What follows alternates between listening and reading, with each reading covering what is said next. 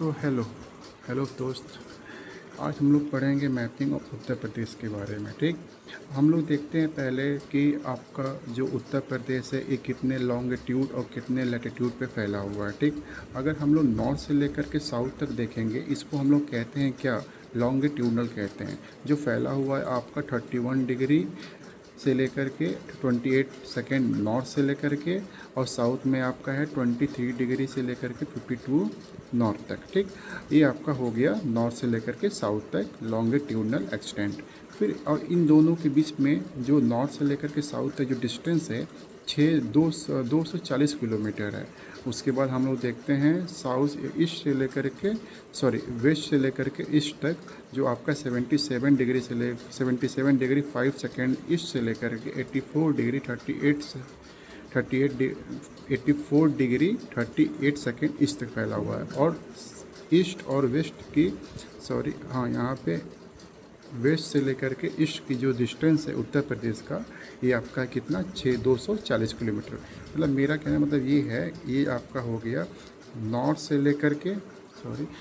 लेकर के साउथ तक है, कितना है आपका 240 किलोमीटर है। और वहीं पे आपका वेस्ट से लेकर के ईस्ट तक कितना है आपका 650 किलोमीटर है। ठीक, अब देखिए यहाँ पे एक इम्पॉर्टेंट पॉइंट आता है जिसे कहते हैं इंडियन स्टैंडर्ड टाइम।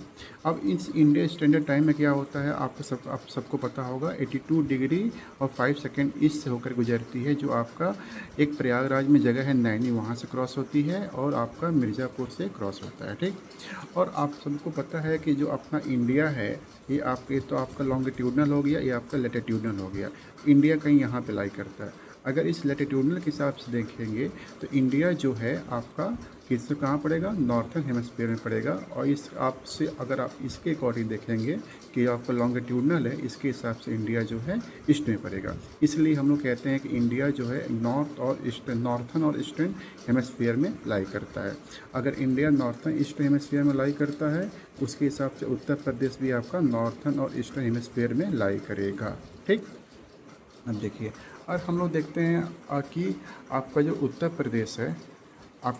प्रदेश है इसके हिसाब से मान लीजिए यहाँ पे आपका उत्तर प्रदेश है, तो उत्तर प्रदेश के नॉर्थ में पड़ेगा उत्तराखंड, हिमाचल और नेपाल। ठीक है, यूपी के नॉर्थ में उत्तराखंड, हिमाचल प्रदेश और नेपाल पड़ेगा। वैसे ही हम लोग ईस्ट में देखेंगे तो क्या पड़ेगा, बिहार पड़ेगा। ऐसे हम लोग यहाँ पे आपका क्या हो जाएगा, साउथ ईस्ट में क्या पड़ेगा आपका झारखंड पड़ेगा और छत्तीसगढ़ पड़ेगा। और आपका साउथ में क्या पड़ेगा, मध्य प्रदेश पड़ेगा। और आपका राजस्थान में क्या पड़ेगा, यहाँ पे आपका क्या पड़ेगा, ये आपका हो गया साउथ और वेस्ट में क्या हो जाएगा, राजस्थान हो जाएगा। वैसे ही वेस्ट में देखेंगे तो क्या हो जाएगा, हिमाचल प्रदेश हो जाएगा और दिल्ली हो जाएगा। ठीक, इतना क्लियर हो गया। ओके।